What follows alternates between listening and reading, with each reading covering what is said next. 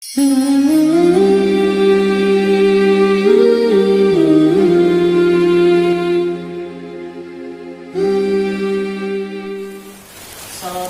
warahmatullahi wabarakatuh.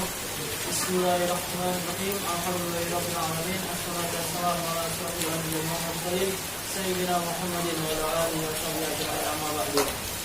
Bagaimana kabarnya anak-anak pada pagi hari ini?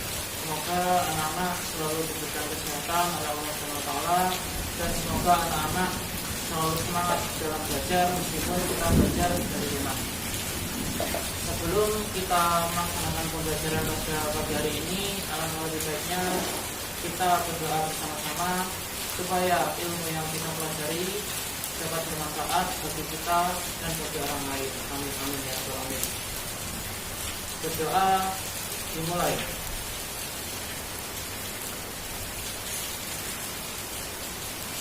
Selesai. Baik anak-anakku, himbauan dari Bapak, jikalau anak-anak hendak pergi dari rumah, jangan lupa menggunakan masker, mencuci tangan dengan sabun, dan menjaga jarak supaya penyebaran mata rantai virus corona ini dapat segera teratasi. Mengenai pelajaran pada pagi hari ini, Bapak akan sampaikan materinya, yaitu hambatan-hambatan dakwah Nabi Muhammad di Madinah. Setelah Rasulullah hijrah ke Madinah, membangun masyarakat Madinah dengan perekonomiannya, dan sekarang Rasulullah mendapatkan banyak sekali hambatan-hambatan di Madinah. Yang pertama yakni perang Badar, di mana perang Badar tersebut terjadi pada 2 Hijriah. Pasukan kaum kafir Quraisy menyerang pasukan kaum muslimin. Pasukan kaum kafir Quraisy yang dipimpin oleh Umar bin Hisham atau lebih dikenal dengan Abu Jahal, mereka membawa 1.000 pasukan untuk menyerang kaum Quraisy. Akan tetapi setelah Rasulullah mendengar berita ada penyerangan dari kaum kafir Quraisy, Rasulullah bersiap-siap menyiapkan pasukannya yang terdiri dari 313 orang. Rasulullah menyiapkan pasukannya yang berjumlah 313 pasukan yang dipimpin di bawah komando Sayyidina Abu Bakar, Sayyidina Hamzah, dan Sayyidina Ali bin Abi Thalib. Mereka menghadang penyerangan pasukan kaum kafir Quraisy. Akhirnya kaum kafir Quraisy yang berjumlah 1.000 orang, mereka kalah telak dengan pasukan kaum muslimin. Mereka kalah karena mereka memakai taktik dan strategi yang mereka gunakan secara sendiri-sendiri, sehingga pasukan kaum muslimin bisa memukul mundur pasukan kaum kafir Quraisy. Di lembah Badar juga pemimpin mereka seperti Abu Jahal dan lain sebagainya, mereka tewas di medan pertempuran. Setelah mengalami kemenangan pada perang Badar, maka terdapat suatu nilai positif yang ada di dalamnya. Yang pertama, bahwa pasukan kaum muslimin menjadi lebih kuat dan solid. Yang kedua, suku-suku Arab yang menganggap kekuatan Islam, yakni kekuatan Islam tersebut muncul dan menjadi lebih hebat. Yang ketiga, Nabi Muhammad sebagai pemimpin pasukan dan memantapkan posisinya di Madinah untuk menjaga kesatuan dan persatuan kaum muslimin di Madinah. Yang terakhir, musuh yang mengetahui bahwa kekuatan Islam sekarang menjadi ragu dan menjadi takut karena kekuatan Islam Madinah merupakan kekuatan Islam yang baru. Yang selanjutnya yakni bertahan di Bukit Uhud. setelah mengalami kekalahan, kaum kafir Quraisy ingin menuntut balas atas kekalahannya yang terjadi di perang Badar pada bulan Sya'ban, tepatnya pada tanggal 3 Hijriah. Para pasukan kaum Quraisy mendatangi kota Madinah dengan membawa 3.000 pasukan berunta, 200 pasukan berkuda, dan 700 pasukan memakai baju besi yang dipimpin langsung oleh Khalid bin Walid. Mereka untuk menuntut balas atas kekalahan yang terjadi di perang Badar. Akan tetapi Rasulullah sudah menyiapkan sekitar 1.000 pasukan kaum muslimin. Mereka berjalan menuju Bukit Uhud. Di tengah perjalanan ada tokoh yang bernama Abdullah bin Ubay. Mereka menarik sekitar 300 pasukan untuk kembali ke kota Madinah. Akan tetapi Rasulullah tetap melanjutkan perjalanannya dengan membawa sekitar 700 pasukan untuk menghadang pasukan kaum kafir Quraisy. Pada mulanya kaum kafir Quraisy tidak bisa menembus pertahanan pada mulanya kaum kafir Quraisy tidak bisa menembus pertahanan kaum muslimin, sehingga mereka mundur. Akan tetapi para pemanah Rasulullah yang tidak mengikuti instruksi atau strategi yang telah Rasulullah berikan, dan juga mereka tergiur atas harta yang berlimpah di medan perang, mereka turun ke Bukit Uhud, sehingga pada waktu itu pasukan kaum kafir Quraisy menyerang balik kaum muslimin, sehingga mereka mendapatkan kekalahan. Sekiranya 70 orang menjadi syahid di medan pertempuran tersebut, dan kaum muslimin mendapatkan kekalahan dalam pertemuan tersebut.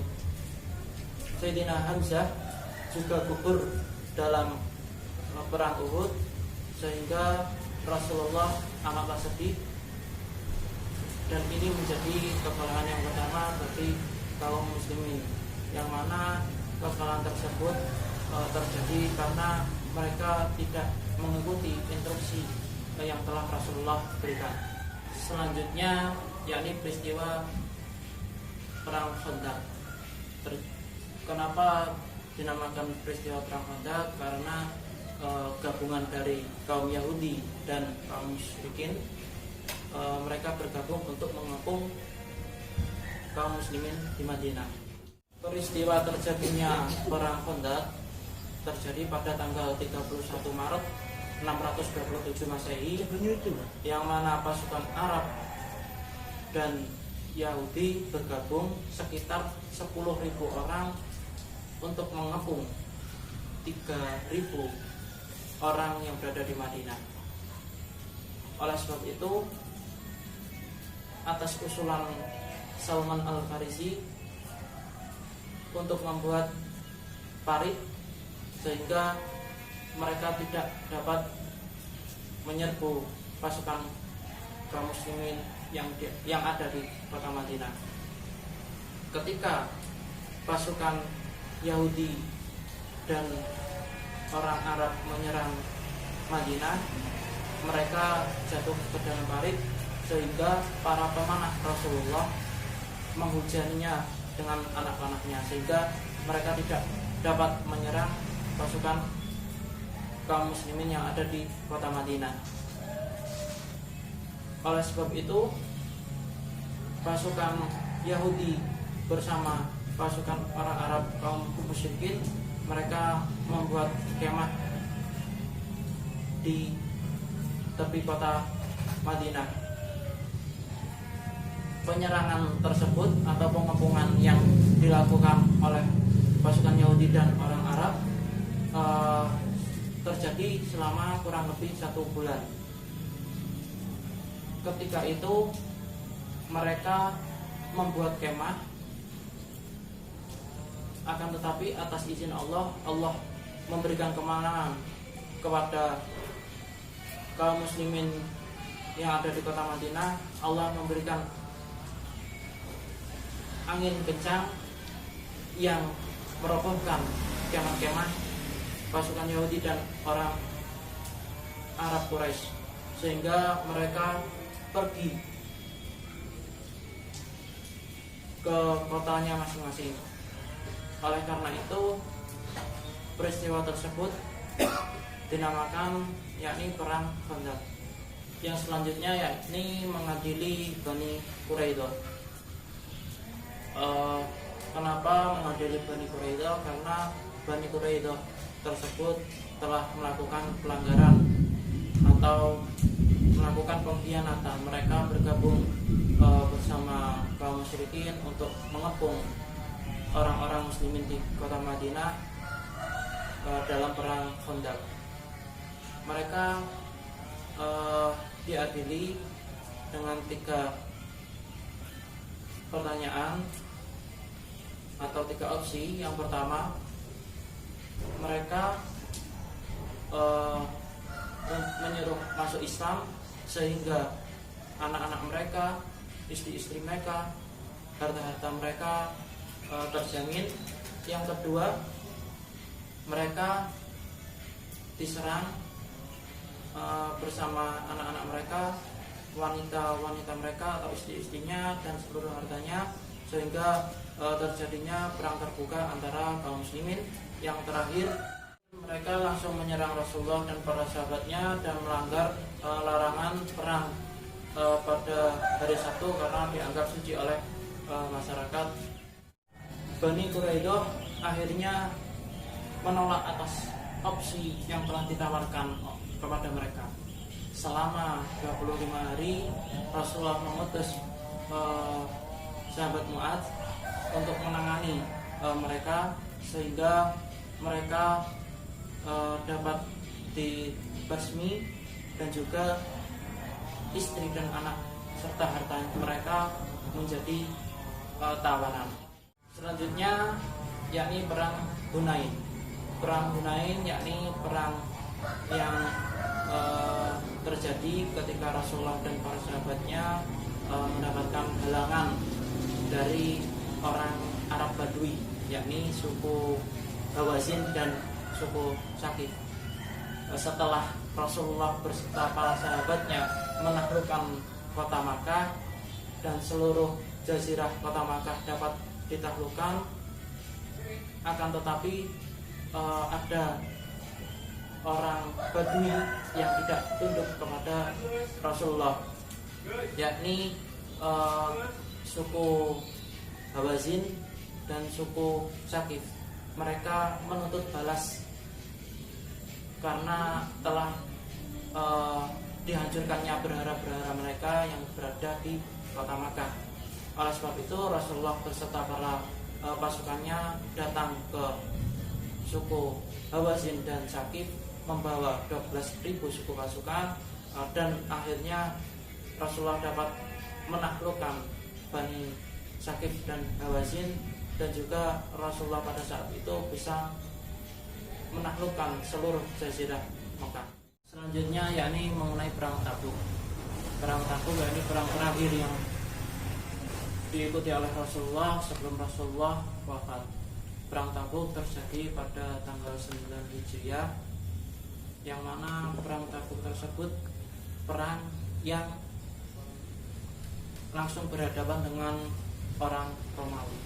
Perang tersebut merupakan perang yang mengajarkan berbagai banyak hal yang telah dilakukan, baik keimanan, bahkan tentang pengorbanan.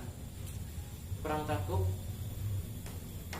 yang mana mereka, para pasukan kaum muslimin, berjalan menuju bukit yang berada di Syam sekitar 20 hari. Mereka mengorbankan para harta-harta mereka seperti Sayyidina Abu Bakar mengorbankan seluruh hartanya, Sayyidina Umar mengorbankan sebagian hartanya, dan Sayyidina Utsman mengorbankan perlengkapan yang telah beliau miliki kepada pasukan kaum muslimin yang berjuang untuk perang Tabuk tersebut, untuk melawan orang Romawi.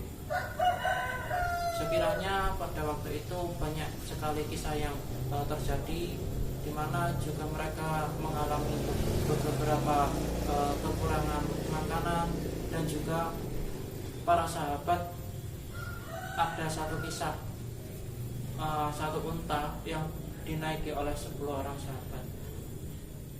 Perang ini langsung dipimpin oleh Rasulullah untuk mengalahkan orang Romawi, akan tetapi orang Romawi tersebut mundur, tidak melakukan peperangan. Mungkin seperti itu pembelajaran pada pagi hari ini. Semoga pembelajaran pada pagi hari ini kita dapat mendapatkan ilmu yang bermanfaat serta berkah. Dan juga anak-anak jangan lupa untuk selalu semangat dalam belajar, meskipun kita belajar di rumah, dan selalu menjaga kesehatan anak-anak. Cukup sekian pelajaran pada pagi hari ini. Kurang lebihnya Bapak minta maaf. Wabillahi taufiq wal hidayah. Wassalamualaikum.